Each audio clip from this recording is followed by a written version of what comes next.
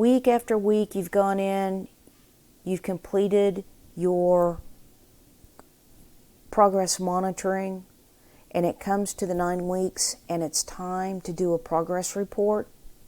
Let's go back and talk about how does this goal progress monitoring relate to your progress reports. From the main menu, you're still going to click on your wizards, and now you're going to go in and go to progress report. When you look at your progress report, you're going to do exactly what you've always done. Pick your progress reporting period. You can do all of your students, or you can do individual students. I'm just going to go in and do Grace for right now. There she is. And click continue. And your progress report will pop up. This is close to what your progress reports looked like in the 18-19 school year. There's a couple of small changes, but this is your progress report. Your goals are listed.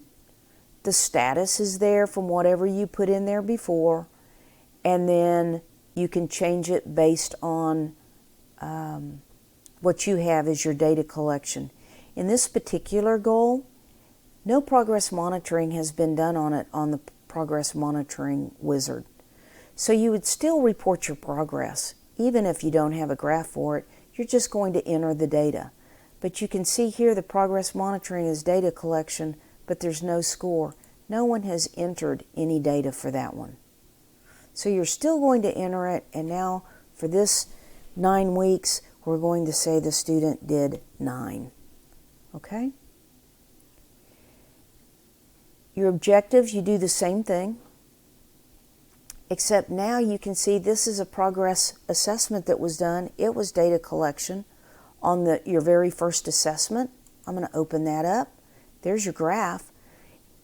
It's showing you that the last score is 37. The last score that's on here from your previous progress report is 23.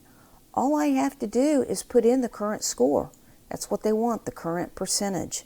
So I put in 37. I've completed my progress report for that goal.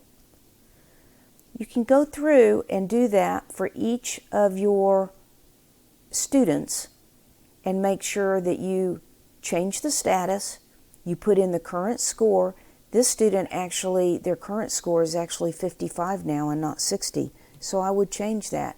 That's where this student is at. And then go to the bottom of your progress report. Your choice here is to include your progress monitoring graphs or not to include them. There's good reasons to do either one of these. If I click to include the progress monitoring graph, I click that and I can create a final progress report. It would then go to the next student. You can go through all of your entire caseload just the way you always have, and when you're finished, they'll come up with all of your students, and then the ones that are checked are the ones you've just updated, and you can batch print each one of those at one time if you like.